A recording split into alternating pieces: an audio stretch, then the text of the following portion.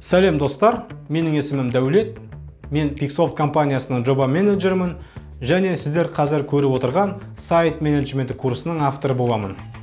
Командамызбен соңғы 4 жылға жуық уақытта сайт саласымен кәсіби түрде айналысқандықтан, өзіміздің жинаған тәжірибемізді сіздермен бөлісейік деп шештік. Осы сайт менеджмент шағын курсы барысында мен сіздерге сайт жасау барысындағы барлық процестер мен этаптарды айтып түсіндіріп беретін боламын. Бұл курс кімдерге арналған? Ең алдымен кәсіпкерлерге, яғни сайттың жасалу процестерін толық білмейтін, бірақ сайтты жасату жоспарында бар, немесе сайтқа тапсырыс берейін деп жатқан кәсіпкерлерге арналған. Сондай-ақ курсымыз жаңадан бастап келе жатқан интернет-маркетолог мамандарға да арнайы дайындалған. Және сайт саласында жұмыс жасауды армандайтын жас мамандарға да осы курсты ұсынатын едім. Жалпы сайт жасау процесі негізгі 7 этаптан тұрады. Ең бірінші этап ол техникалық тапсырма жасау этапы. Бұл этапта сайт қандай мәселелерді шешуі керек деген сұраққа жауап ізделінеді.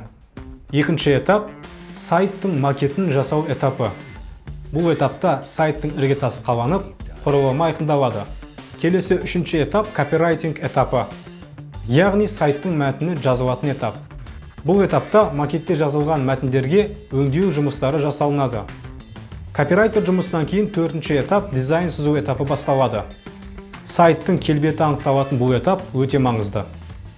Бесінші этап сайттың бағдарламалық бөлігі жасалынатын этап. Орысша айтқанда программная часть. Оған сайттың бетін теру, яғни верстка жасалу жұмыстары кіреді. Алтыншы этап сайтты тест сынақтан өткізу этапы. Бұл этапта сайттың сапасы жақсылап тексеріледі. Ал соңғы жетінші этап сайтты іске қосу этапы. Сайтты қалай сауатты қолдану керектігі жайлы ақпаратты осы этаптың сабағында түсіндіретін боламыз. Достар, әр этапты мен сіздерге жеке сабақ ретінде толыққанды түсіндіретін боламын. Айтпақшы, бұл шағын курс тегін болғандықтан лайк басып пікір қалдыруды ұмытпаңыздар.